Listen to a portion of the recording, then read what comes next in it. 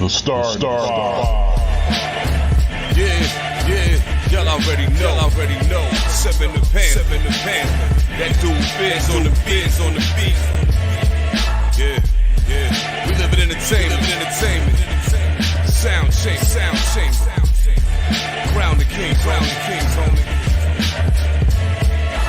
This is where it get ill. About to have the tip off live as a tip drill. From the court to the diamond, to the track, to the big skin flying round the field. Starting five forever, keeping it real. If it matters in the world of sports, jeans and long sleeves, they taking no shorts.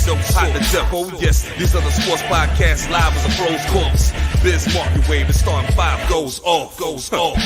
No matter who you cheer for, emotions out the window. They analyzing with clear thoughts. They take it way deeper than the boys ever. No longer got any use for the four letters. The latest news, score stats and the view from the sideline. Ain't no guideline, it's just the truth. Yeah, no need to dig for a parting line. It's always in season. The people starting five. We going in on three. Run the baseline, starting five. Get it. We got what you need. If the sports news you see, we don't waste time. We talking cause we live it. We got what you need. We going in on three. Run the baseline, starting five. Get it. We got what you need. And y'all know me, seven sign. I'm the illest cat stick. I got what you need. Yep, we here with what y'all need as always. We back. Newest episode of Start at 5. Now we're going to be your Sunday first game watch along podcast. If you like to watch podcasts, if not, the show will be up and available by tomorrow morning on all our streaming platforms. Let's see if I point correctly. Right up there to that top left corner. Scan that QR code to join the Star 5 Podcast Facebook group. Bottom right corner. Scan that to go to the star5podcast.com website.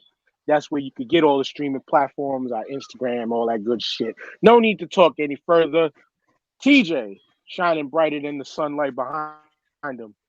What's going on, good brother? What's good, brother? Nothing. Enjoying this Sunday afternoon out here. The days are short. Coming up with this beautiful weather. Not looking forward to the winter. I hate being cold. I hate walking out in the cold. I hate putting on several layers to be warm because we're going out in the cold. All that shit. So I'm going to be outside as much as possible until I can't no more. So just enjoying it for what it is. Well, it's near me, but I'm not digging it out, man. But I taught everybody who's a smoker like me, man. You got to get yourself a heater and a blanket. Throw the heater under the blanket, and you got a quote unquote hot pocket to stay out of it.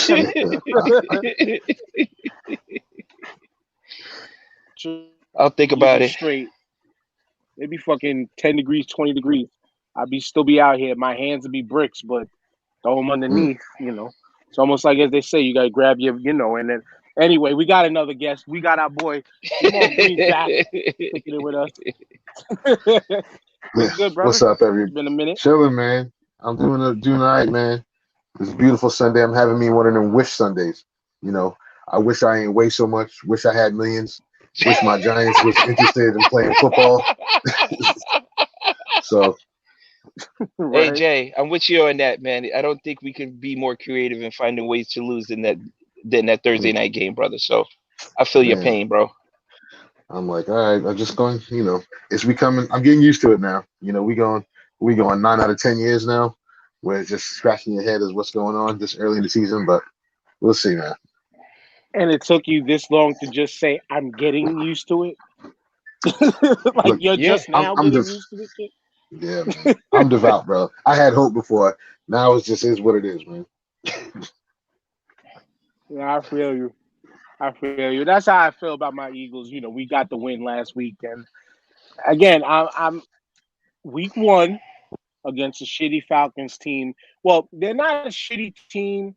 It's just a team that, once again, season in, season out, can display that 28-3 Falcons mentality, especially in the red zone.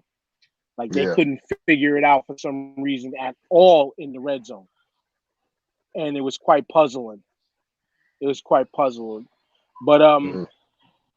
we got the OG trying to figure out his phone. I guess he's looking in the screen funny. What up, JP? What up? What up? What's going on, y'all? How y'all feeling? What's up, We JP? here.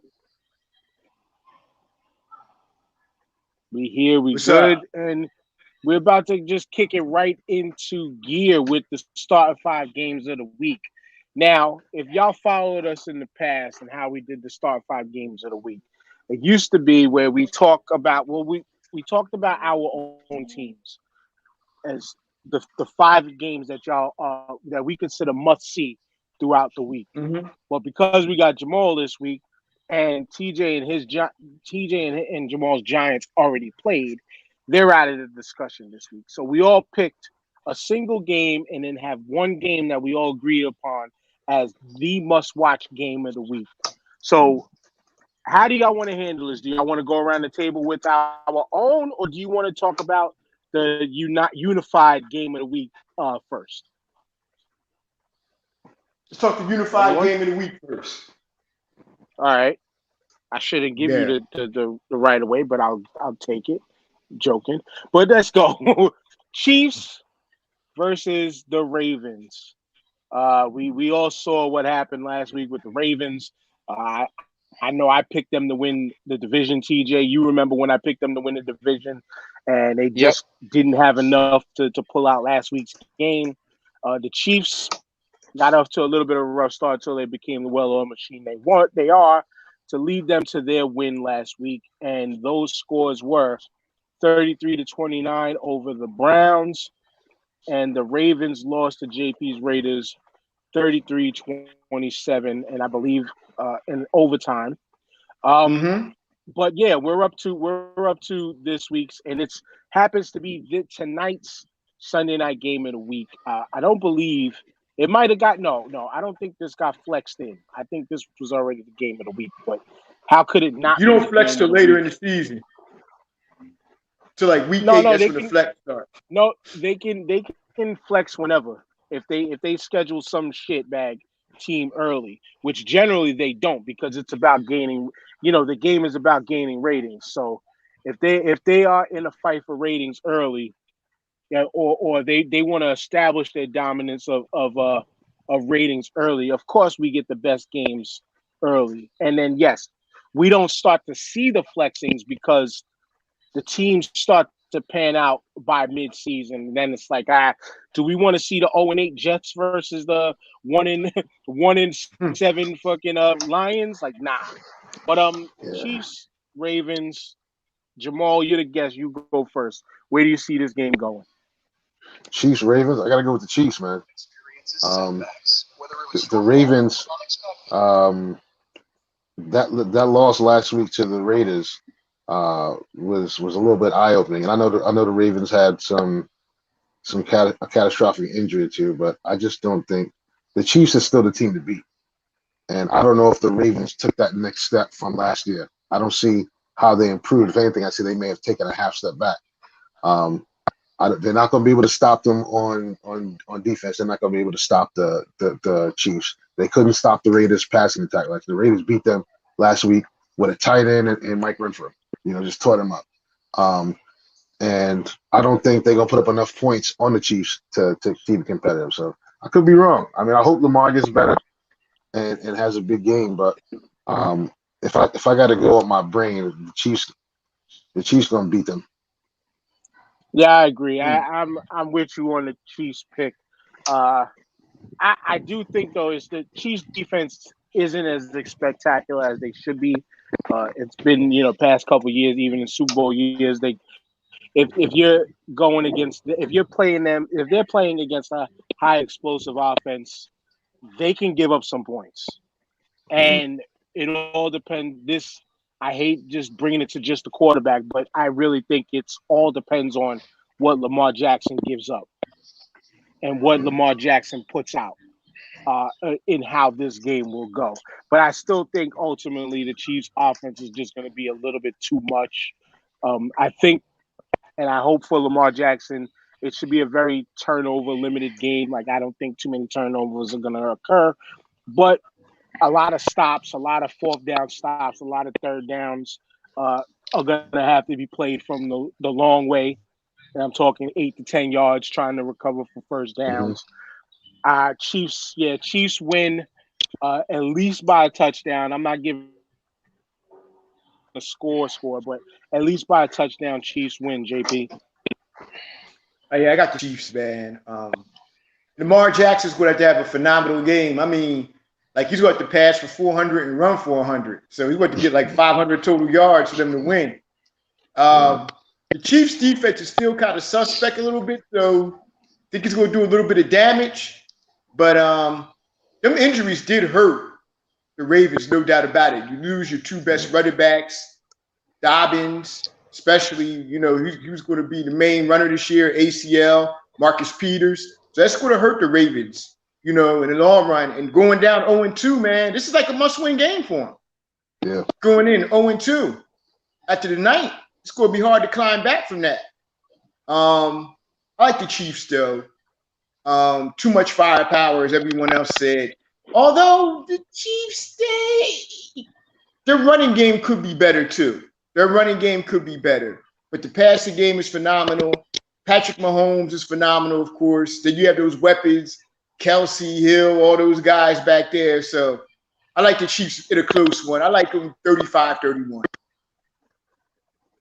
And TJ, after you make your point, we're going to roll right into your game of the week.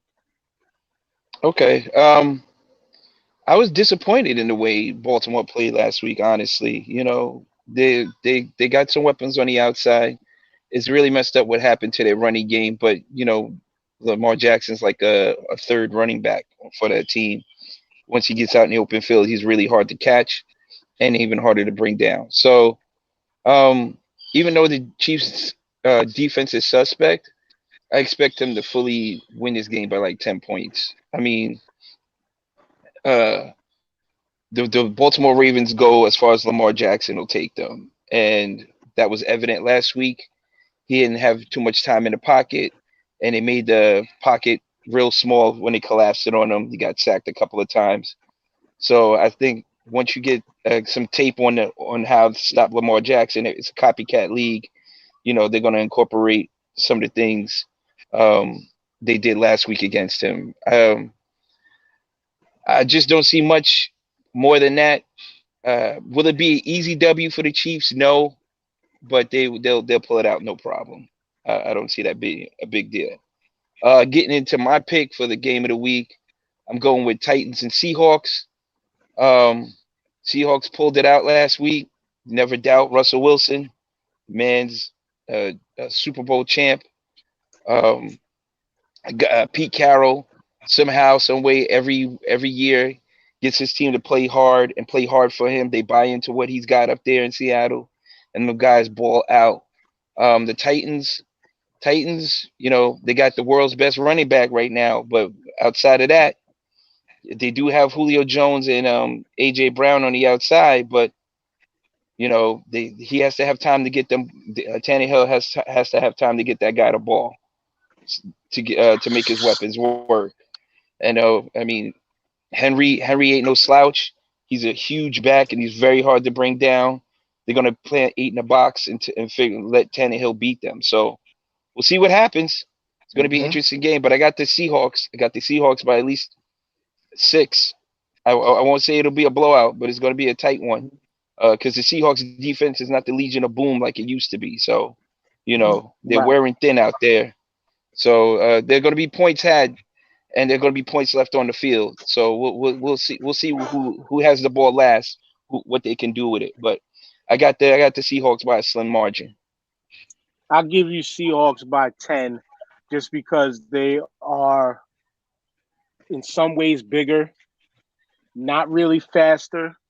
But when it comes to being a team that has been together for years in unity and experience just running the field together, this Titans team is still fairly new together with the addition of Julio Jones and stuff. I don't think the Titans have enough today for the Seahawks.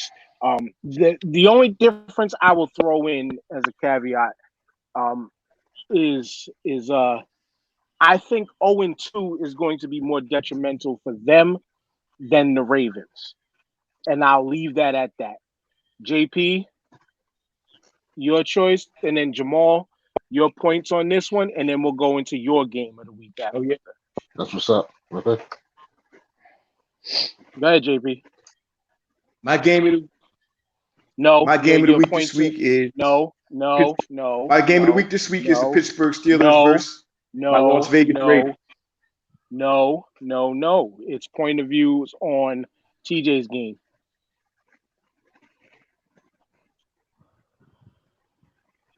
Anyway, My fault. he froze up. My Yeah, apologies. we're still talking. Anyway, We're still yeah, I got talking the TJ's Seahawks. game. I didn't froze up. I'm here. All right, yeah. Yeah, I like the Seahawks. I like the Seahawks by 2 touchdowns. Russell Wilson on fire as usual. Tennessee's still trying to figure out who they are as a team. Their defense is not as good as in years past. Julio Jones is still getting acclimated to the team. Of course, they got Henry at the running back, but I like the Seahawks by I say 42-28. Wow. do you concur with that? I think the Titans are going to be better this week on defense. I think Seattle's going to take it. Seattle, it's just too much Russell Wilson, the consummate professional. He's going to go in and get the job done. I think Tennessee's still figuring out their offense, and that's going to cripple them. Their offense wasn't very diverse to begin with, and now they're trying to figure it out with these new weapons and get it together. And I just think Seattle's a threat every year to me. And Russell is, I think, because quarterback play has been so good these past 2 seasons, and it's crazy to say, it feels like Russell's flying under the radars of how good he's playing. And I just think it's too much Russell. So I don't have him by that much, but I think Seattle by 10. So I don't think Russell's really flying under the radar because he was in the running for MVP last season. He was in the running for MVP the season before. It's just, you know what it is the what gave them the attention that they had was that Legion of Boom. And then he just happened to be that face guy. And like TJ said, the Legion of Boom has been no longer for at least the past 5+ years now. And that's kind of why, and then we remember the Super Bowl and the whole thought within that Super Bowl of, this looks like Pete Carroll is trying to prop up Russell Wilson to look like he is the guy, he was the savior, and he very much well could be that guy. He is that guy. Point. I don't think he doesn't really fly under the radar. It's just everybody likes the shinier toys and that year was Marshawn Lynch's team. That was Marshawn Lynch's team that year. It was everything. He put them on their shoulders. He put them on his back, and he carried them all the way that year. And as the way Marshawn Lynch went is the way the Seahawks went with that defense. And Russell's time was right there. You could see it. Like he was right on the precipice of being the next big thing in Seattle after Lynch was done. But that was Marshawn Lynch's team, and that was totally on Pete Carroll. That whole Super Bowl loss, that was totally on him. Nobody else. Absolutely. I think Russell now is better than Russell. Yeah. Agreed. Oh yeah, he definitely is because he's a more mature quarterback now. He was still fairly young. What was he? 3 or 4 years in the league back then. So he's more mature now. And everything. So yeah, man, look, man, Russell's definitely one of the top 5 quarterbacks in football, man. It's crazy, like you said, how this went from defense now it's an offensive team. Right. I just mentioned it by way of like that Super Bowl was to me kind of projected as like they were trying to make that turning point. of, as you were saying, Mm, they look. Everybody okay. looks at this as this is an offensive league. This is they disregard the defense. They disregard offensive line. All they can ever talk about is quarterback, diva, wide receivers, and then occasionally, holy shit, Derrick Henry did this, Derrick Henry did that. You know what I'm saying? So I just said that as by way of that Super Bowl was trying to be the turning point to say, everybody talked about Pete Carroll's offense in the past here and there, and that was kind of the moment. Even though I will say, and I've stood on this since it happened, it only looked dumb because it failed. The play Mhm. was there. The Mhm. play was there. It just was a perfectly read play. That's it. The play was there, Mhm. perfectly read. But if I y'all see me disagree. bugging out They should have before, ran the I know you ball. disagree. Yeah, well, it's long said and done. But yeah, they say kill these lantern flies. If y'all see me bugging out before, I just fried the shit out of one. But I guess before it was at its last breath, the shit decided to jump at me like you motherfucker. Made me drop my lighter. But yeah, shout outs to Fred Binns in the comments too. Absolutely disappointing seeing the Titans lose last week. But we're now moving on to Jamal's game. Your pick for game of the week this week. My pick for game of the week is Dolphins and Bills. Actually, I just rephrase that. Your first place Miami Dolphins in the AFC East versus the Bills, and to see who's going to be the heir apparent to that Patriots nation should they fall off. Um, they got that win last week against the Dolphins. Got that win last week against New England and their paperboy quarterback. Um, but he played well, and it was razor thin. I'm more concerned about Josh Allen because I feel like boy can play, but they was really hyping him last year. Like he's about to be the next greatest thing, and then he had a stinker last week, man. And so let's see how he bounces back. Um, if he's the real deal, like they predict he's going to be. Um, and let's see what these Dolphins are. 'Cause really, I don't know who the Dolphins are. I'm still trying to figure out who their identity is. I Mm-hmm. don't know who they are offensively or defensively. Um, and try to see, also would like to see, what Tua's going to come into. I'm pushing for Brian Flores. I want to see him do well. But it seemed like the Bills was set to become, the next kings of the AFC East and be one of those teams that possibly challenges Kansas City for supremacy in the AFC. And this would be a big win for Miami if they get this win. And this would be a questionable look for Buffalo should they fall to 0-2. So Yeah, that's my pick. I'm well, as the game is on right now, it's a 1 o'clock game. Mhm. The Bills are up 7-0. They were going to be my pick regardless of what the score is at this moment in time. I think Josh Allen is going to bounce back right now. He's currently 2 for 4 for 36 yards. Devin Singletary scored their first touchdown of the game. I think, yeah, as a division game, division rival, I think Buffalo is going to use this one as the bounce back TJ.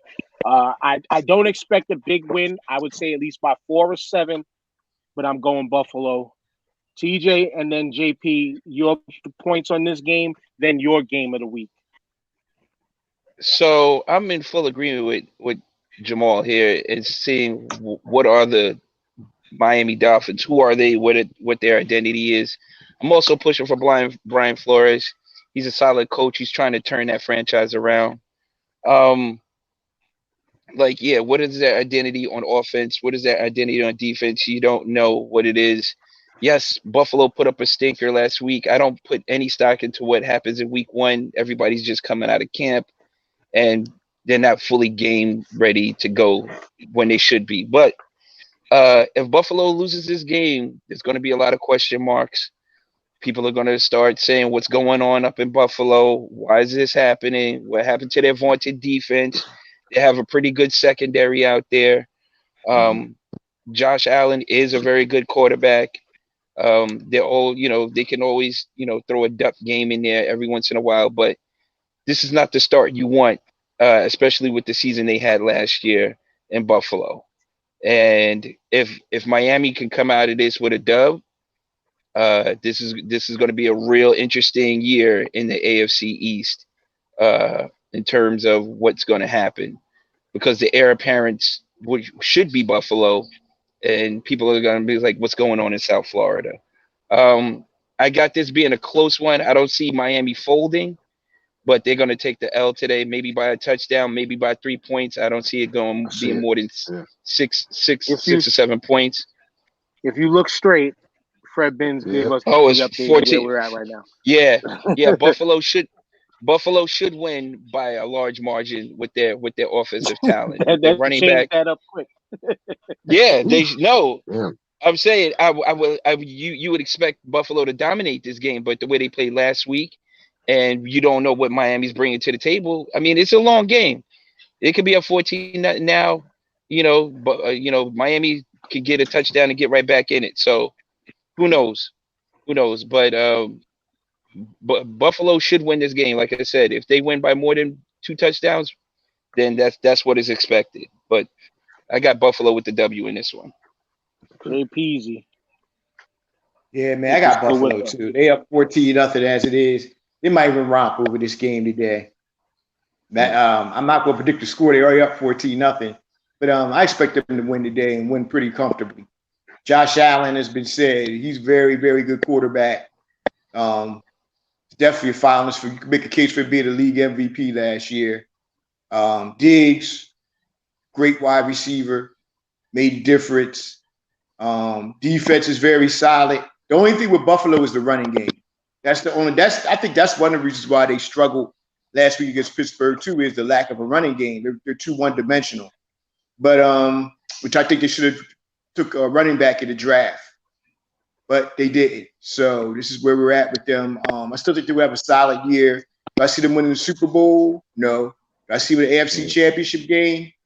Maybe, but I'm saying more than likely not. But I can see them having a solid year until they address some issues, especially with the running game.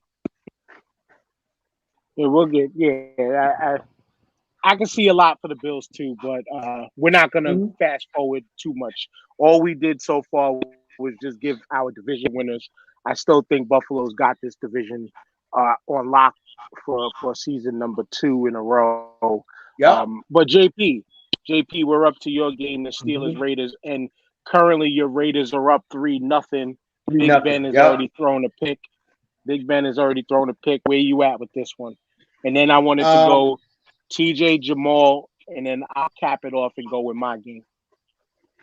I like the Raiders in this game on the road. It's going to be a tough game. I like it, a low-scoring game. I say 17-14 Raiders. They get off to a 2-0 start. This would be a very good start for them. Very good start for the Raiders. I am a little worried about the secondary, and because they can get burned, and the Steelers do have some receivers. The running game, Jacobs is a little banged up, but I'm gonna give them the benefit of the doubt on this one. I think they pulled out. Derek Carr does scare me sometimes, though, as you saw last week. Came out and missed his first 7 passes. Then he came out and hit like 8 straight. So you never know with Derek Carr. But I like the Raiders in this game, man. 17-14, low-scoring game. Ooh, this is a tough game for the. And lucky for you, real quick, Derek Carr is 4 for 5 right now, so pretty accurate thus far, TJ. Yeah, that's a good look for us. That's a good look. This might be a little knockdown, drag-out fight right here. The Steelers are not going to fold by any means, and Josh Jacobs is out today, so this is going to be okay. Yeah, he's out. He's out with a toe and ankle injury, so. That's going to hurt them a little bit. They got Kenyon Drake, and they got this other kid who's supposed to be taking some of his carries. They're supposed to use Drake in the passing game today. They got a phenomenal tight end in Waller. They got some deep threats on the outside. Should be good. Should be decent, but like you said, their defense is a little suspect. Ben can throw 4 picks and 4 touchdowns, so him throwing a pick really doesn't surprise me. This is going to be interesting. The Steelers, the Raiders are on the road. It's tough to win in Pittsburgh. It's very hard to win in Pittsburgh. So they got that going against them as well. I could see this being a tight one. Like I said, if Ben has the ball with 2 minutes left and they're down a field goal,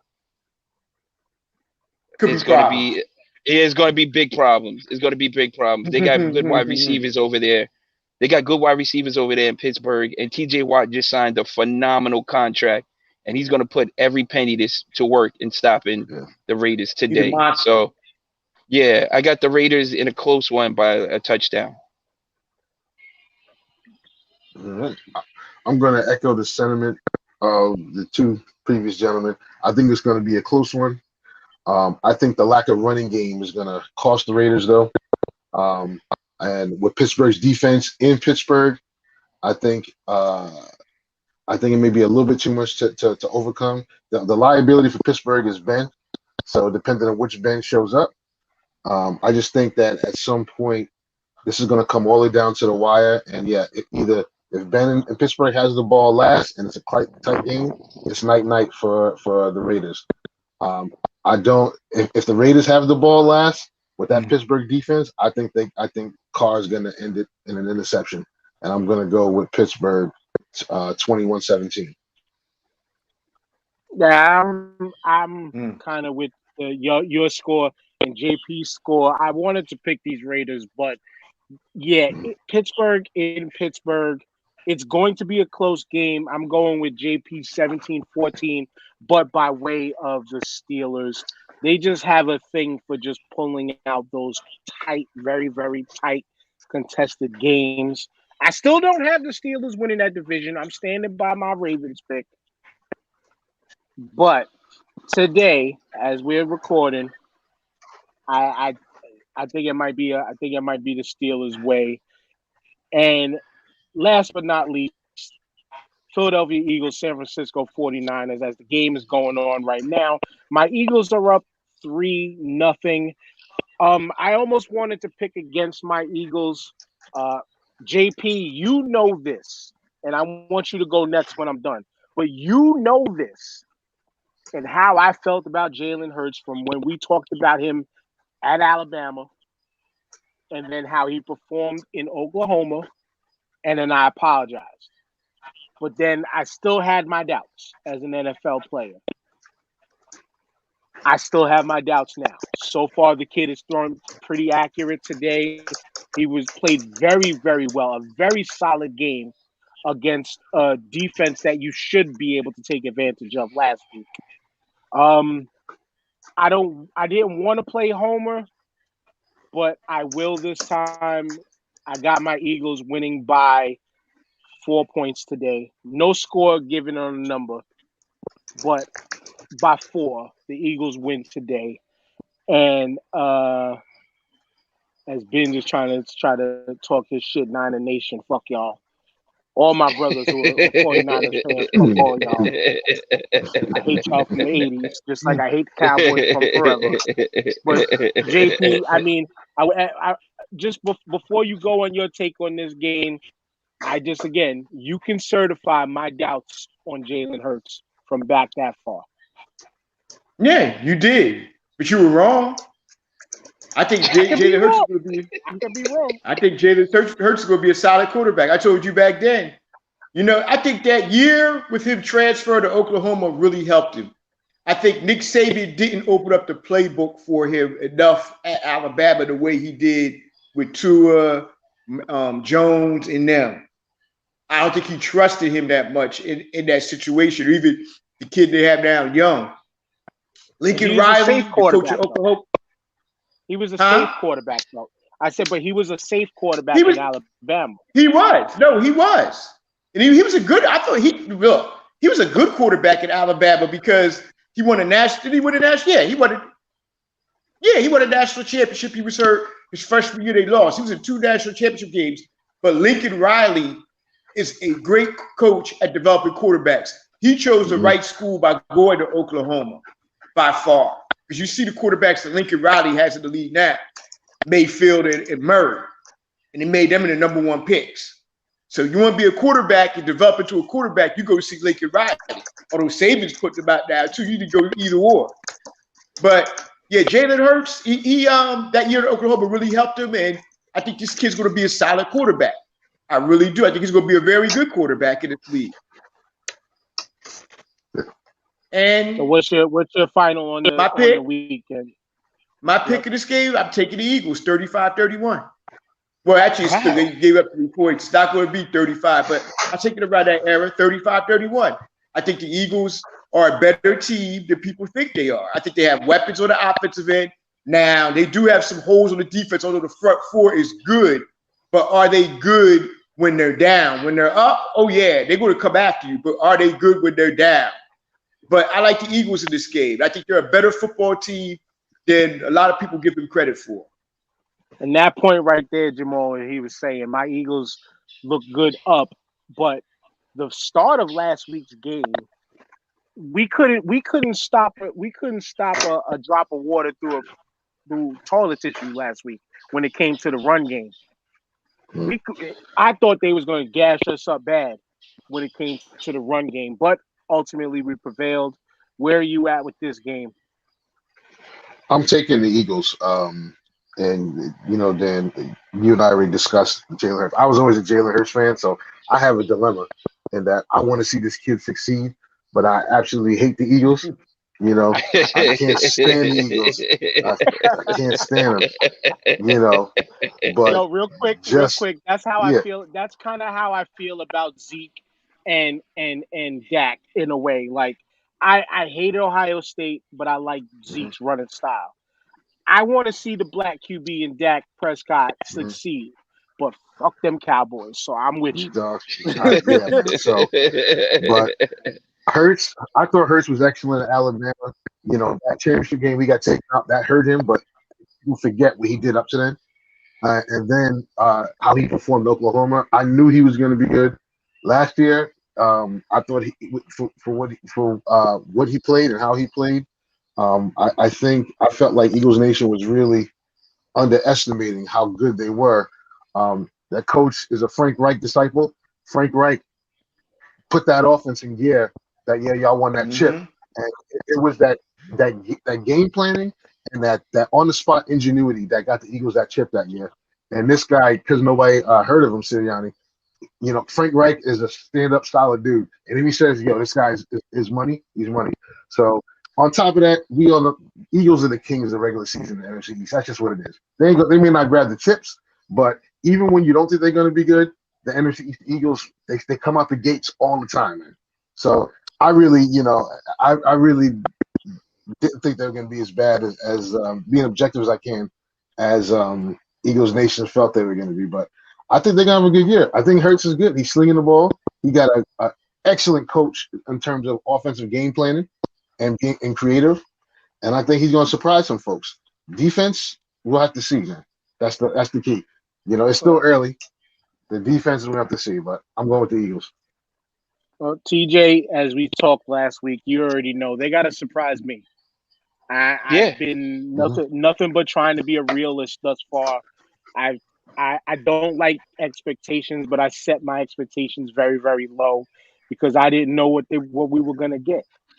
And especially because last season when Hurts came in, he looked good. Again, the shiny new toy looked great at the time for a team that couldn't stay healthy, didn't play for fucking Carson Wentz the way they should have, and the thing is just stacked up in favorable towards him. Plus also too, he was able to ball out at the end of the season, aka in garbage time. It is what it is, but y'all know where I stand with my team. TJ, it's on you. This is an interesting game. It's gonna be a close game. No run with a knee injury. That's gonna hurt them in the running game. They got Jermichael Hasty, and I forgot the other running back who they have back there. And then what is San Fran doing with the quarterback? They're flip-flopping between Garoppolo and this other young kid. They're going with the hot hand to see who's hot at that time. The rookie threw a touchdown last week, and then Garoppolo came in and he did his thing. You forget San Fran has a stout defense. San Mm-hmm. Fran. So this is going to be a very interesting game. I got the Niners squeaking it out, and not because I hate.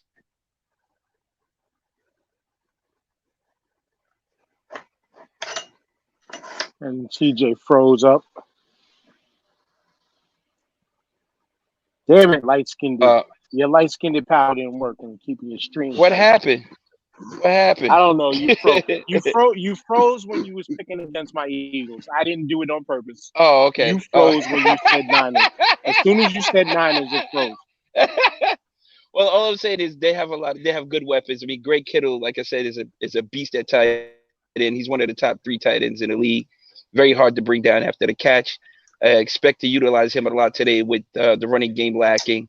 They got Brandon Ayuk on the outside, who's a pretty good pass catcher. And like I said, it's going to be the 49ers defense versus the Eagles offense. And I just put more stock in Niners defense than I do the Eagles offense right now. I'll take the Niners in a close one. But I said a 10-point game. I said a 10-point game for the Niners. I'll give you that. You know what? It's funny you say that. Because it's a 10-point game right now, favor the Eagles. Oh, they just scored. They didn't update online yet, but so that means they just scored. Yeah, well, yeah, Rager just scored like a 40-yard bomb. I'll take it. I'll take it, man. So that's that. The Star 5 games of the week are in. If y'all are following the podcast, watching the podcast, however, you want to keep score on us, track our picks, go through it again from the beginning and track all of our picks, and then we'll try to do a good job in reporting back on what our picks are. Now, we're getting into the last 2 topics. We got a light one this week. Part because I gotta go to work, but we got a light one this week, man. Did any of y'all see this past episode of Dark Side of the Ring? This is the comeback episode for the season. They took a little bit of a break, but holy shit. Yeah, Dan, can I say something real quick? Go ahead. That show, that shit was crazy, bro. That whole airplane flight thing. Well, let me set the table. Let me set the table. Again, if y'all not familiar, Dark Side of the Ring is a phenomenal documentary series about professional wrestling, and i.e., as it's called, the darker side of the ring. Like, they went in deep on Owen Hart's death and how his wife, Martha Hart, still to this day wants nothing to do with the WWE, doesn't want him inducted in their Hall of Fame, nothing, because of the lack of respect towards what happened and the lack of just other behind-the-scenes things that happened. We've seen things like Gino Hernandez, who was a giant in the territory days back in the day in like Texas and Florida and stuff. Mm-hmm. And to find out that man was like just he was living that fast life, but was also fucking gangster mob, almost affiliated / partially the reason why he died. You've seen the Road Warriors one where it happened to have come out right before we lost Animal, and they went in about Hawk and his demons, and they just do a great dive into the darker side of professional wrestling. And this week, with their return, because they took about a month or 2 off to finish off, and then they're finishing off this season, they did the plane ride from hell. Now, if you're a wrestling fan, we all heard about the plane ride from hell, but with a lack of details. Like, we've heard the points of views of The Undertaker and Steve Austin about that plane ride from hell on Steve Austin's busted Broken Skull sessions with The Undertaker. They kind of went in mostly about the Kurt Hennig Brock Lesnar fight that almost popped open the door on the plane that could have possibly killed all these cats. But as they said on this dark who side, won the fight? They didn't go to that part. They didn't say who won. Okay. But point is the one of the flight attendants that they interviewed also said, yeah, they wouldn't have been able to open the door. Everybody heard the pop, but they wouldn't because the pressure was just too strong for even what they laid into. We've heard about this as one of the most chaotic flights in history. Like we heard about that fight. We heard about just a number of different ribs and shit that went on. But to get the detail that we got out of this one, X-Pac cutting Michael Hayes' ponytail. Dustin Rhodes trying to sing. They were wild. Yo, they were breaking chairs in the mid-flight. Like, how do you break an airplane seat? Like, I don't. Them shits are like drilled into the. when you're talking about 6'4", 6'5" guys, yeah, 280 or 250 and are hardened for combat like that, and drunk. Yes, and drunk or high, or what we now learned as the quote unquote H bombing. Yeah, you know, like. The shit that went on this plane was just insane. They should have been arrested, yo. They should have been arrested. Yo, so much. We're gonna get to that, but so much more of this shit, so much more should have went down behind this. But the main thing that everybody's speaking on is the disappointment right here. I'm sure YouTube is probably gonna cut this down, but we're just using this for educational purposes only. He was spinning around his penis, and he wanted me to touch it. This is the flight attendant. He took my hand. Who was on the flight. Ric Flair is not going to try to impose by force any sexual stuff onto anybody.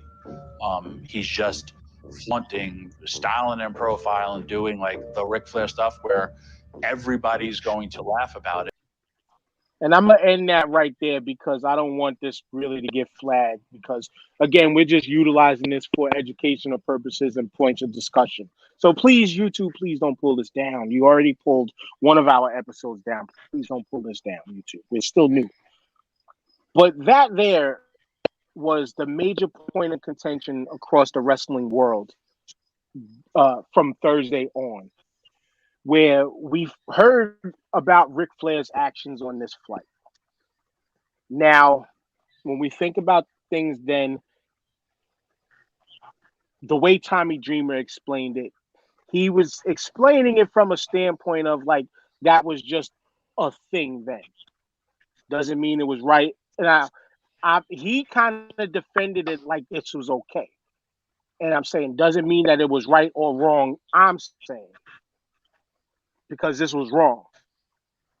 Putting it out there that Ric Flair flapping his penis around like a helicopter blade, like, and then trying to, from the steward or the flight attendant's standpoint, she said he tried to get her to grab it because Ric Flair's had this kind of successes with flight attendants in the past, getting them to do whatever the nature boy wanted, as Tommy put his style and profiling and all that.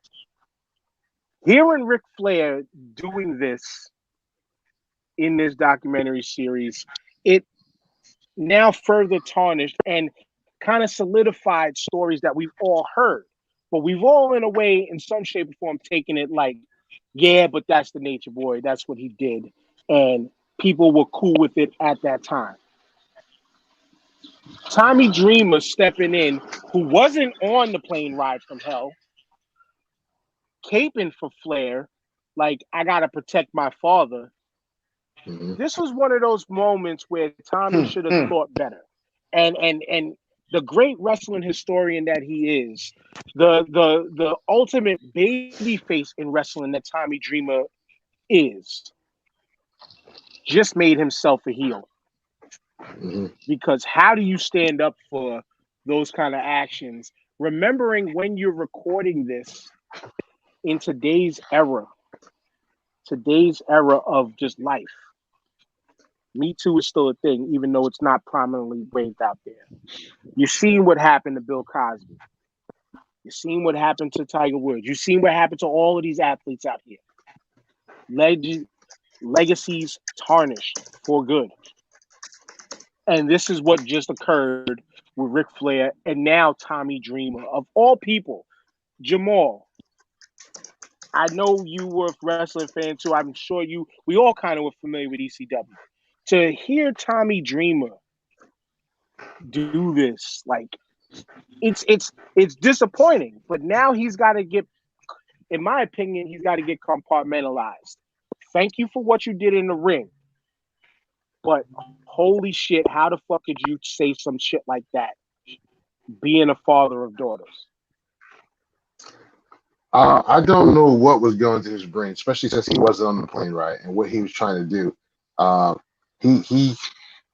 It was just dumb. I don't know if he's trying to get in somebody's good graces, if he's trying to get work or what. I don't know what the motivation behind that was. Especially since so many other wrestlers who were there were speaking on it. And for him to come out like that, you just cost yourself money. What's wrong with you? Like what did Rick pay him to say something? To try and make it look better, defend his character? I mean, I don't get the motivation for that and why he would say that. Yeah, I'm perplexed. I'll be honest with you with Tommy Dreamer. That was just the height of stupidity. That's the best way to put it. Because you can't do that, especially with that. I mean, that plane ride was crazy. It was all fun and games, and it was all not jail worthy up until Rick tried to make that woman touch him. That's when it changed, you know. And to come and comment on that and not being there is bizarre. That's the only way I can put it. Yo, so first of all, the flight was delayed 7 hours. They were sitting on that tarmac for 7 hours, and they went through 3 liquor carts. Not 1, not 2, 3 full bottle liquor carts. So these dudes was lit. Not excusing Flair's behavior any way, shape at all. And the flight attendant had just come back from having a baby. So this shit is even more bananas. And if Dreamer knew this story, then he's even more at fault for trying to defend Flair for his actions. That's where I'm getting to. At this point, because everybody knew they was drinking and doing God knows what on that plane, sitting on a tarmac for 7 hours. You can't keep these dudes in a confined space for that long without going anywhere. 1, 2, some of them don't even like each other like that. So you mix that with the drugs and the drinking in a confined space. What do you think is going to happen? And these guys are trying to get home. Shit is going to get crazy. Nothing that they did on that plane during that time was defendable in any way, shape, or form. Once it got out of hand. So for him to cape and run to Flair's defense, knowing what we know, and he probably got firsthand detail of what happened after they came back or whatever, inexcusable. And, you know, this just goes with the whole cancellation of people. Like, it's right up there. Like, you got to be like, yo, man, you voluntarily jumped on that list by opening your mouth and saying what you did. So whatever comes with it, you got to deal with it now. Like, you signed up for it, you know, voluntarily. Now you got to deal with all the actions that come behind it. And like Jamal said, it's going to cost him a pretty penny behind this. Dude, it already cost him. It already cost him because Impact indefinitely suspended him, and he played a big role behind the scenes in Impact Wrestling. Ric Flair, it's already costed him because a lot of his commercial sponsorships, those are no longer running. So there goes a paycheck. And a person like Tommy Dreamer, again, he was recently taken off of Busted Open, which is the radio show that he did once to twice a week on Sirius XM because of what he said and how he said it. You know, if so he were in the situation, his words have actions. Yes, and it's because of the times we're living in now. Things like this, there are repercussions, and these are clear repercussions for saying what he said. Now, I'm not trying to spin this in no way, shape, or form possible, but I looked at it on a different angle. The team from Dark Side of the Ring could have also not added his video or take in it. Still doesn't make what Tommy said any better or any righter. It was still dead wrong, especially when he got to the point of like, well, he kind of, and I'm paraphrasing, but he kind of put it in the context of, well, you're talking about it now, and I don't know why. I don't know why you're talking about it now when you took a settlement for it. The woman was just stating her opinions in case of, from her point of view of what happened on the flight. She wasn't bringing it back up like this was a brand new trial. She didn't. She was giving her point of view because the shit happened to her.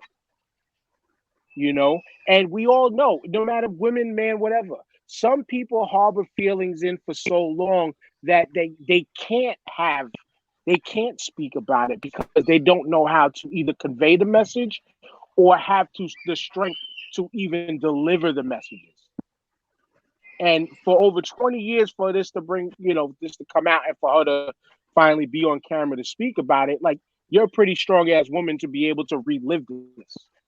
And as she even said, if this were to help this happening from somebody else, she would go back on camera and relive this story and tell this story again to prevent it from happening to somebody else. And that, to me, it's commendable. Dan, listen, if this happened in any other sport or any other context, this would be front page news. Like, it'd be blasted. If an NBA player or a Major League Baseball player or NFL player did these actions, they'd be suspended from the league immediately. There'd be fines. There'd be proceedings. This whole shit would be, no matter when it happened, if it came out now. Like you said, I mean, these guys are getting affected from it by now, but this would be front page news. Right. You know, and they'd be looking at, I'm sorry. I was like, and they'd be looking at the organization or the league and say, how do you let this happen? Yeah, 100%. And the person, Jamal, that is exactly not happening to is Vince McMahon, who was on the flight with his wife. Yeah. And especially what makes this even a bigger black eye is who he fired and how selective he fired of who he fired at that time. And again, if you want to call it coward's way out or just JR doing his job, Vince made JR be the bad guy in this situation because he was the executive vice president of talent relations. So his title called for him to have to do that. But Vince should have laid the law down. I mean, in today's time, Vince would have no choice but to lay the law down on everybody, with the exception of very few. With the exception of very few, like a Rob Van Dam, who had to tell Flair, yo, cut the shit out. Like the people who had to tell Goldust to cut the shit out. You know, like, stop trying to sing back your wife. Like, that's done. It's over. You still love her. I get it. You know what I'm saying? But, like, and then, shout out to Ed on this comment here. Kind of makes the Undertaker saying, I miss the good old days when men were men and not wrestlers playing video games seem very stupid. Absolutely, because this was the type of shit that would go on, Jamal. Drugging each other, ribbing of immense proportions like this. This is why you could salute the youth now, because these cats aren't out here trying to do the dumb shit that the old heads used to do. And you got to remember. My bad, brother. I was going to say, you got to remember, there was no video. What year this happened? What, 2000, 2001, 2, 3? I think this was 99 or something like that. 2000. Yeah, you got to remember. I don't remember the date.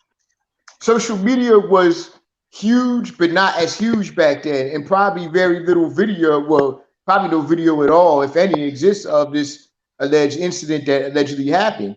But they should be canceled. They should definitely be canceled for this one. I mean, what he did was a sexual assault. It's a sexual assault, period. I guarantee you, I've been one of the black wrestlers that have been there that did that. Let that have been The Rock. Let that have been, Crime Time or any of them that they had back then. Man, they'd have been fired. Ahmad Johnson. You see how they blackballed him? They'd have been fired and just Well, and right off the show. bad name with Ahmed Johnson because he did that too. Whatever he did, that nigga did that shit. He did that shit to himself. Ahmed Yeah, Johnson, he could have been a major Johnson, star too. yeah, but he was a major mess in that ring. Very unprotective of his fellow wrestlers. He would hurt a lot of people. There's a lot. I get. I didn't know that. Okay, what you're saying. Yeah, I gotta look up that backstory. But Jamal, I was trying to. I'll get it back to you. But the wrestlers that were on that flight were the biggest of big names because that's who the overseas wanted to see. So Taker was there, Austin was there. Like I said, Flair was held up because of his legacy and the storyline that he had with Vince. You know, like Flair should have been fired ASAP. Yeah. A lot of these cats, you know, they fired Razor Ramon, aka Scott Hall, because he was already a unfortunate drunken mess, substance abuse mess. You know, to me they took and fired the easy ones to fire. Brock should have been fired technically for fucking fighting. Yes. Kurt Hennig did get fired because of fucking with Brock. You know what I'm saying? He was the one out of the two that like, well, we're not gonna let go of the big money guy, shit like that. But if it was in today's era, you can't be making these excuses for people just because they are who they are. Yeah. This is a part of the you know, this is a part of the what I'm gonna do a show on later of putting people on pedestals. You know what I'm saying? You can't prop them up because you want this out of them. And so, all these motherfuckers was wrong. Like I said, I'll give exception to X-Pac and Rob Van Dam, but especially X-Pac, because Michael Hayes deserved getting his ponytail cut off for all the shit that he put Pac through backstage, show after show after show. All he did was cut the man's ponytail off while he was sleeping. And then they posted the ponytail up in the backstage area at all the shows. You know, but that's as far as it goes, Jamal. Yeah, that's rugged. I mean, I guess Flair's legacy protected him, and we knew at that point the way they felt about Brock as he was the future of the show, of the organization, I should say. The thing that got me is when I watched it. There's two things. Actually, I want to back up a little bit with Tommy Dreamer's testimony and why Vice decided to include that in the documentary. And the first thing it goes because Vice is real authentic about a lot of this shit. And the rules of a documentary, no matter what you're doing, is you always have to have an opposing view. That's why there's a lot of films out here saying they're documentaries, but giving no contrarian account of what's happening. And so usually when I see that, no matter what it is, I don't watch it because at that point it's just propaganda. So Vice had to do their best to find some sort of opposing view. It just sucks. The only thing they could find was Tommy Dreamer because everybody else who was there gave the same fucking account of what went down. so that's why they put Tommy's testimony in there. So that's one. Two, you can't tell me what the only thing that got me is it seemed like JR was saying Vince knew some shit was going on, but he didn't know the thing, the details. He just told JR to go take care of it. You can't tell me Vince didn't know what was going on there, man. They turned that plane into a fucking wrestling ring. Everybody knew what's going on over there. They was running up and down the aisles. They went through. The plane was shaking, bro. Plane was shaking. How can you shake a plane? That's crazy. Of liquor. Before they took off, they emptied 3 liquor carts. You know, the flight attendants is running back to the galley. These dudes is doing full wind sprints at almost 300 pounds, bumping into shit. Tell me you know what's going on back there. But that's just me.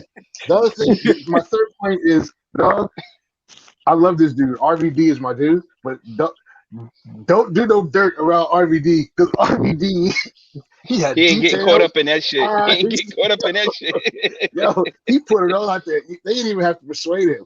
But I'm sorry, man. I'm sorry. You know they persuaded him a little. RVD was. You saw him. He was doing his testimony. He was feeling nice. You know, he just got through blazing or whatever he was doing. But Jay, he looked directly into the camera. He was like, "I'm Rob Van Dam, and this is what is coming out of my mouth right man, now." he ain't flinched nothing. Nope. Dog, man. But he the way spoke that like was he dared somebody to come check him after the interview. That's the way he spoke. 100%. Like, Yeah, Like that's how you you do. already put me in your Hall of Fame. What you gonna do That's now? it. Like you know Right. what I'm yeah, saying? Yeah. see me. I'll give you the address. Come and see me. We can talk about it. Man, that issue was crazy. But they protected their cash cows, and that's just the end of the day. I don't know if a modern league is able to do that. Never. And yeah, so it, with Flair, at that point in time, that was the legacy, one of the legacy of the pillars of modern. His name was just too big for them to put something to throw him under the bus like that. The only way that would be something would happen is if that flight attendant wanted to pursue charges on her own against him, Right. and then there may be some stuff. He may face legal trouble, but it wasn't going to come from the WWE because Vince is going to say, "Well, I was up front. I didn't see the shit."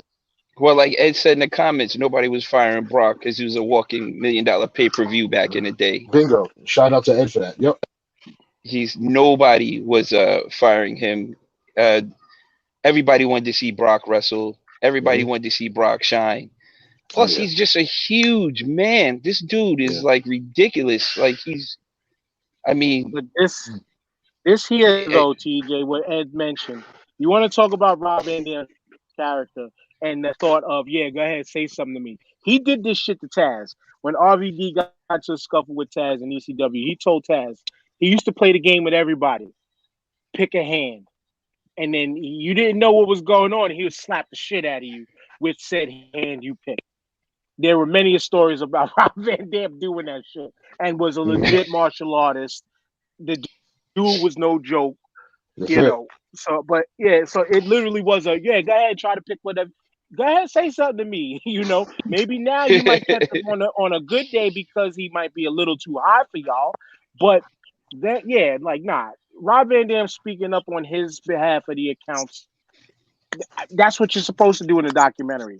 This ain't snitching, especially if you didn't do the crime. This ain't snitching. This is a documentary. If you want to say all documentaries are snitching, you know what I'm saying? If you want to look at it like that, but all in all, the series, and if JP, TJ, man, if y'all could follow through on this series, I definitely would like to cover these week by week because Dark Side of the Ring is a phenomenal show. It's a if it's all gonna be like, man. if it's all gonna be like what I just watched, I'll definitely tune in because that shit was crazy. They just pulled all. It's on Vice. It's on Vice TV every Thursday. Okay. But what time is it on? I don't. I think 8:00. But they used to always be on YouTube. Like you used to be able to find them on YouTube easy. Before they brought back this new season, they cleaned out everything. So you might be able to find some of the old ones, TJ. I'll catch it on demand. I am telling you, they are all as good as this one. It's just this story was insane. But the way that these documentaries are being put out were all phenomenally well done. Some stories were a little more than others, but every episode is good. And like Ed mentioned, this one, the Chris Kanyon episode that I believe is coming next week, which I didn't know, who Chris Kanyon, phenomenal wrestler, but also goes in about how he was an openly gay guy in the world of wrestling. And I watched a clip about him just yesterday. He was on the Howard Stern show back in the day, and he mentioned how he didn't make it in the WWE for obvious reasons, being openly gay. But Flair happened to call in when Flair was an executive at the show and then tried to say it was more of he didn't have what it took. He didn't have what it took. Big air quotes. The dude had everything. And he was one of the best wrestlers in the early 2000s, late 90s. So this is going to be a phenomenal one too. But last but not least, as we get ready to close this out, we got to talk about a show that a lot of people loved, a lot of people hated, a lot of people hate watched or love watched and still found flaws in. That was ESPN's First Take. We just heard recently where I'll admit I thought I heard differently where Stephen A said no, he didn't. The rumors aren't true. No, the rumors are true, but via Stephen A's word that he wanted Max Kellerman off for this show. JP, um, I still. It's been a couple weeks, JP, and I still don't know how to take this one because to me, in a way, I see this as a detriment for First Take and putting everything in Stephen A's hands. Yet ESPN has kind of been putting everything in Stephen A's hands for a while now because Stephen A does the work. He does the work. Hate him or hate him. The man grinds his ass off to earn that $10 million a year or whatever it is that he's making. That man, that's one of them things that no matter when you hear about people talk about him that know him behind the scenes and shit, that man puts it down. You could actually hear him mention that hear that mention from Bomani Jones on Will Strickland's last podcast when he talked to Bomani. Like Stephen A works his ass off.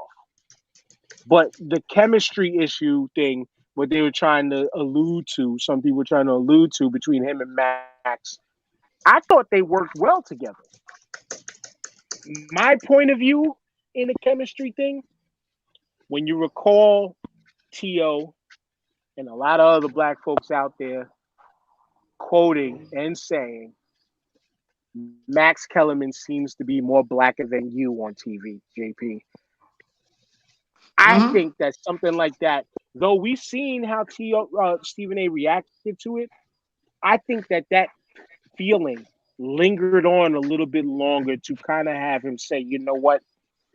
I don't need this fool no more. I need it back on me. I need to resurge myself. What are your thoughts behind this thing?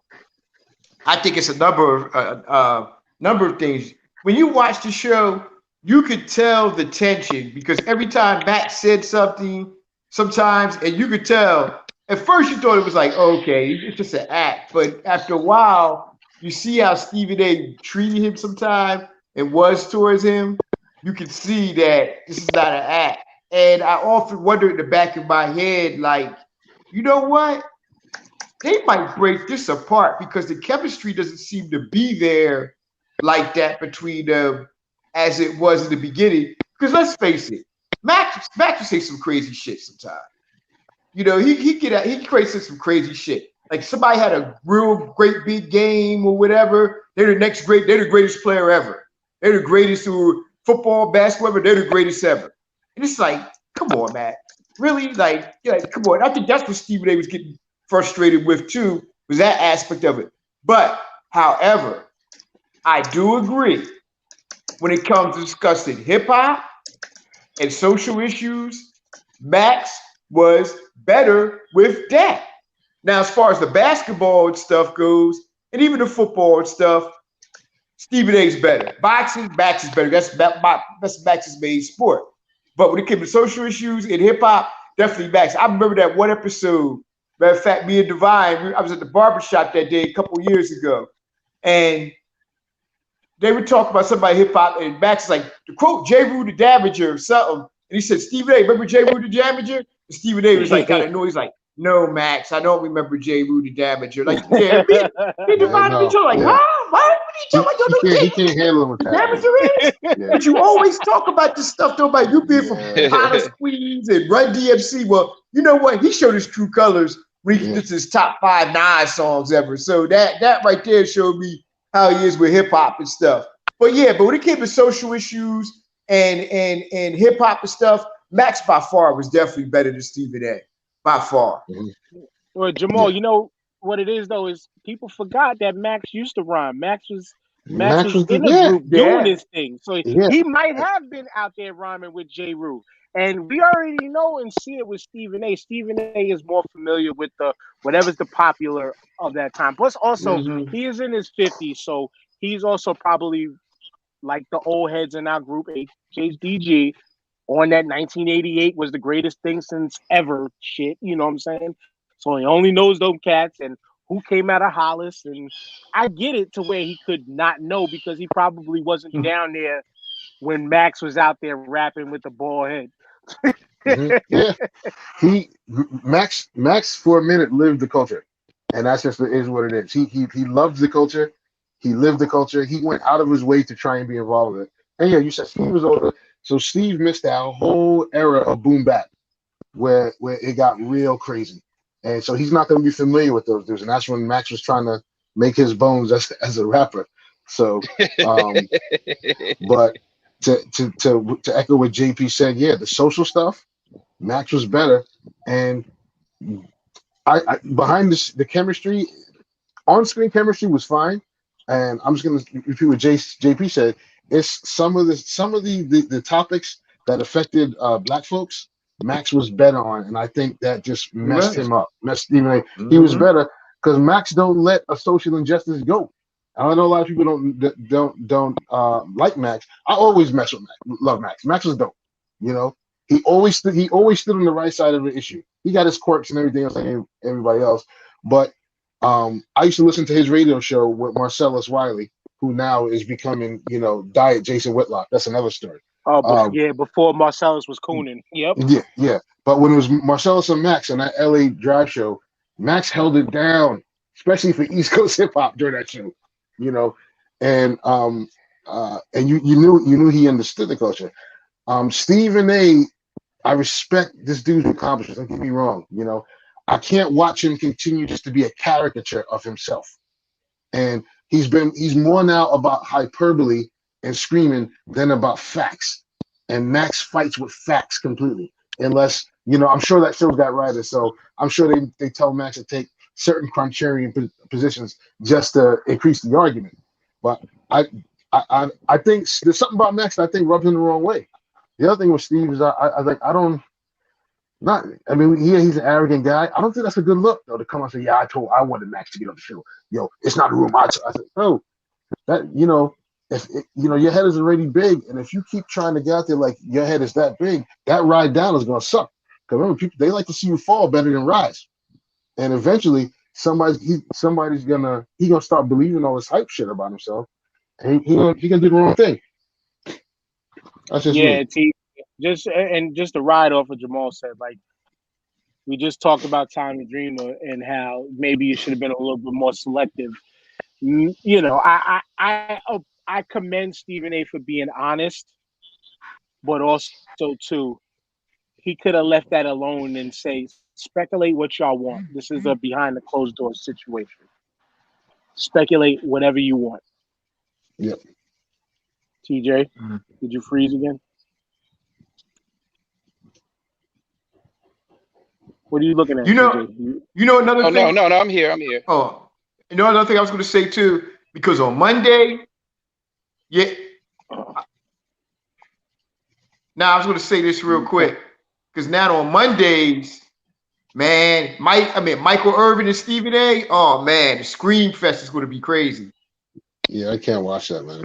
It's just too much. No. Even close this. I did watch. I'm sorry. Go ahead, Jamal.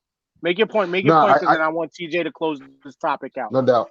I did catch one episode the day after the first day where they were using the new format, and it's trash. It feels weird. It feels forced. There's something off about it, and I think there's a problem when you're giving that on air talent too much control, creative control over the format of the show and the show. That's just me.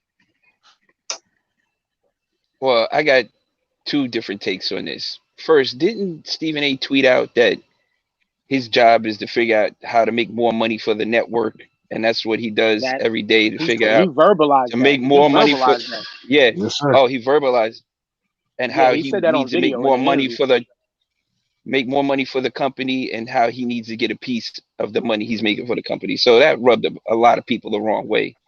Secondly, Max was the protagonist to Stephen A., right? That's what it was set up to be.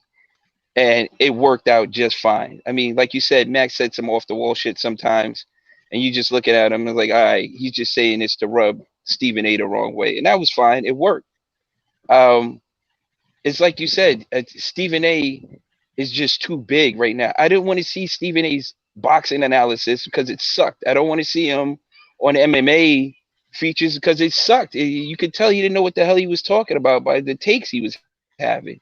So it's just like, I got to watch a boxing match on ESPN, and then out of nowhere, here comes Stephen A. Smith with some bullshit top 10 fact that we already know. You talking to people who already know the sport already, like, and you sound retarded coming out your mouth saying something like this, and I'm just like, yeah, he grinds. He grinds for what he knows. He does not grind about the sports he does not know about. He goes with the first hot topic or whatever's Yeah, the trending hot right take. there. Yep. Yeah, the hot take, and he's running with it, and he just comes off sounding crazy at the end of the day. Yeah. So I know he works hard, and he has to be on every platform in ESPN. I guess that was in the contract he signed or something like that. But that, I mean, you don't need to see Stephen A. Talk about MMA, boxing, or anything outside of basketball and football. Some of his football takes are crazy.